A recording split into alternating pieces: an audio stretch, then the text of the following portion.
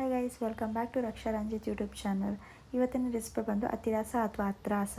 ಇದನ್ನು ಹೇಗೆ ಮಾಡೋದು ಅಂತ ನೋಡೋಣ. ಅದಕ್ಕೂ ಮುಂಚೆ ಯಾರು ನನ್ನ ಚಾನಲ್ನ ಸಬ್ಸ್ಕ್ರೈಬ್ ಮಾಡ್ಕೊಂಡಿಲ್ಲ ಸಬ್ಸ್ಕ್ರೈಬ್ ಮಾಡ್ಕೊಳ್ಳಿ, ಲೈಕ್ ಮಾಡಿ, ಹಾಗೆ ಶೇರ್ ಮಾಡಿ. ಫಸ್ಟಿಗೆ 4 ಸೇರು ಅಕ್ಕಿನ ನೆನೆಸಿಟ್ಬಿಟ್ಟು ಅದನ್ನು ತೊಳೆದು ಒಣಗಿಸಿ ಒಂದು ವೇಲ್ ಮೇಲೆ ಒಣಸಿಟ್ಟಿದ್ದೆ. ಅದನ್ನು ಇವಾಗ ನೈಸ್ ಪೌಡ್ರ್ ಮಾಡಿಕೊಂಡು ಇದನ್ನು ಜಡ್ಡಿ ತೊಗೊಳ್ತಾ ಇದ್ದೀನಿ. ಫುಲ್ಲು ನೈಸ್ ಪೌಡ್ರ್ ಆಗಬೇಕು. ಇದನ್ನು ಇವಾಗ ಈ ಥರ ಒತ್ತಿ ಒತ್ತಿ ಒತ್ತಿ ಇಡಬೇಕಾಗತ್ತೆ. ನಾವೀಗ ಜರಡಿ ತೊಗೊಂಡಿರೋದನ್ನ ಇದಕ್ಕೆ ಒಂದು ನ್ಯೂಸ್ ಪೇಪರ್ ಅಥವಾ ಇಲ್ಲ ಒಂದು ದೊಡ್ಡ ಏರ್ ಟೈಟ್ ಅಥವಾ ಬಾಕ್ಸ್ ಏನಿರುತ್ತೆ ಸ್ಟೀಲ್ ಬಾಕ್ಸು ಅದರಲ್ಲಿ ಹಾಕಿ ಒತ್ತಿ ಇಡ್ಬೋದು.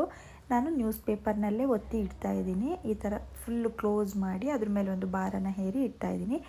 ಇಲ್ಲಿ ಒಂದು ಅರ್ಧ kg ಆಗೋಷ್ಟು ಬೆಲ್ಲನ ಹಾಕ್ಕೊಂಡಿದ್ದೀನಿ. ಬೆಲ್ಲ ತುಂಬ ಸ್ವೀಟ್ ಇದ್ದರೆ ಅರ್ಧ kg ಸಾಕು. ಈಗ ನಾನು ಇದಕ್ಕೆ 3/4 ಲೋಟ ಆಗೋಷ್ಟು ನೀರನ್ನ ಹಾಕ್ಕೊಳ್ತಾ ಇದ್ದೀನಿ ಬೆಲ್ಲ ಕರಗಕ್ಕೆ. ನೋಡ್ತಾ ಇರ್ಬೋದು ನೀವು, ಈ ಲೋಟದಲ್ಲಿ ಒಂದು 3/4 ಲೋಟ ನೀರನ್ನ ಹಾಕ್ಕೊಂಡಿದ್ದೀನಿ.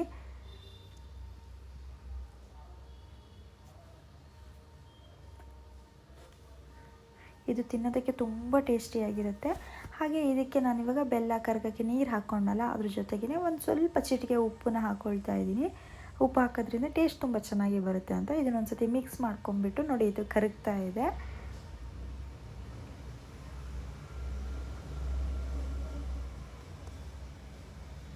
ಇದನ್ನೇನು ಒಂದೇಳೆ ಪಾಕ ಅಂತಾರೆ ಹೇಳ್ತಾರಲ್ಲ, ಒಂದೇಳೆ ಪಾಕನೂ ಬೇಡ, ಲೈಟಾಗಿ ಪಾಕ ಬಂದಿರಬೇಕು, ಅಷ್ಟನ್ನು ನಾವು ಪಾಕ ಬರ್ಸ್ಕೋಬೇಕಾಗುತ್ತೆ.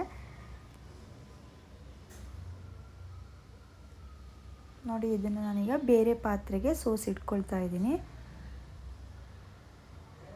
ಏನಾದರೂ ಕಸ ಕಡ್ಡಿ ಅಥವಾ ಬೆಲ್ಲದಲ್ಲಿ ಇರುತ್ತಲ್ಲ ಕಡ್ಡಿಗಳು ಕಸಗಳು, ಅದು ಇದರಲ್ಲಿ ಇರ್ಬೋದೇನೋ ಅಂತ ಹೇಳಿ ನಾನು ಸೋಸಿ ಬೇರೆ ಪಾತ್ರೆಗೆ ಶಿಫ್ಟ್ ಮಾಡ್ಕೊಂಡಿದ್ದೀನಿ.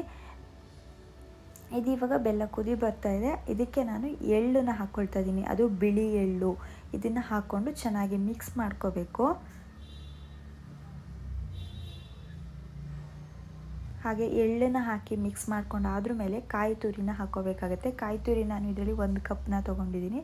1 ಕಪ್ಪು ಕಾಯಿ ತುರಿನ ಹಾಕ್ಕೊಂಡು ಇದನ್ನು ಕೂಡ ಮಿಕ್ಸ್ ಮಾಡ್ಕೊಳ್ತಾ ಇದ್ದೀನಿ. ಹಾಗೆ ಏಲಕ್ಕಿ ಪುಡಿನ ಕೂಡ ಹಾಕ್ಕೊಳ್ತಾ ಇದ್ದೀನಿ. ಇದನ್ನು ಹಾಕ್ಕೊಂಡು ಚೆನ್ನಾಗಿ ಮಿಕ್ಸ್ ಮಾಡ್ಕೋಬೇಕಾಗತ್ತೆ.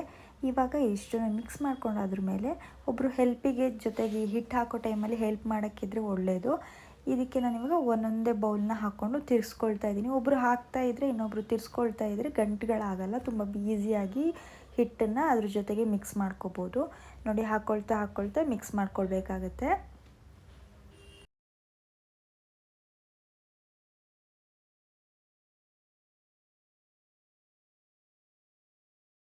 ನೋಡಿ, ಎಲ್ಲದನ್ನು ಹಾಕ್ಕೊಂಡು ಈ ಥರ ಮಿಕ್ಸ್ ಮಾಡ್ಕೋಬೇಕು. ಈ ಥರ ಮಿಕ್ಸ್ ಮಾಡ್ಕೊತಾ ಅದು ಸ್ವಲ್ಪ ಹಿಟ್ಟು ಬೇಯಬೇಕು. ಅದೇ ತಿರ್ಸ್ಕೊಳ್ಳೋ ಇದರಲ್ಲೇ ಹಿಟ್ಟು ಬೇಯಬೇಕು. ಹಿಟ್ಟು ಬೇಯ್ತಾ ನೋಡಿ ಈ ಥರ ಆಗುತ್ತೆ ಕನ್ಸಿಸ್ಟೆನ್ಸಿ. ಇದನ್ನ ಇವಾಗ ನೀಟಾಗಿ ಚೆಂದ ಮಾಡಿ ತಿರ್ಸ್ಕೊಳ್ತಾ ಬೇಯಿಸ್ಕೊಳ್ತಾ ಬರಬೇಕು. ತಿರ್ಸೋದು ನಿಲ್ಲಿಸ್ಬಾರ್ದು.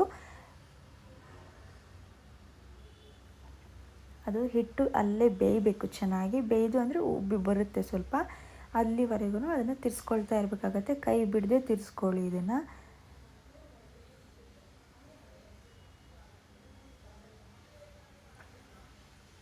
ನೋಡಿ, ಆಲ್ರೆಡಿ ಹಿಟ್ಟು ಬೇಯ್ತಾ ಇದೆ, ಸ್ವಲ್ಪ ಗಟ್ಟಿನೂ ಆಗಿದೆ. ಇವಾಗ ನೋಡಿ ಈ ಟೈಪಲ್ಲಿ ಆಗುತ್ತೆ.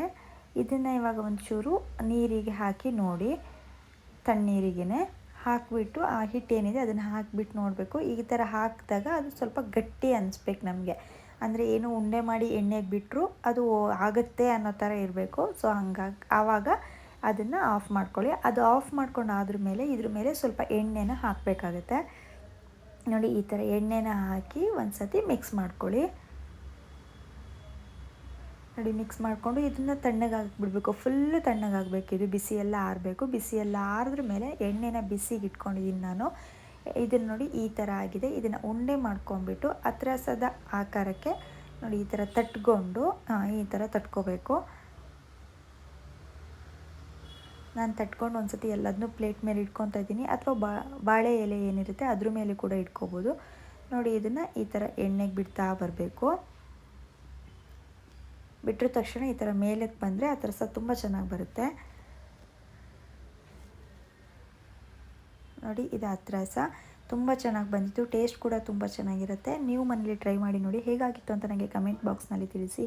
Thank you so much. ಇನ್ನು ಯಾವ ಥರ ರೆಸಿಪಿ ಬೇಕೋ ಅದನ್ನು ಕೂಡ ತಿಳಿಸಿ, ಅದನ್ನು ಕೂಡ ಮಾಡ್ತೀನಿ. Thank you so much. Bye bye.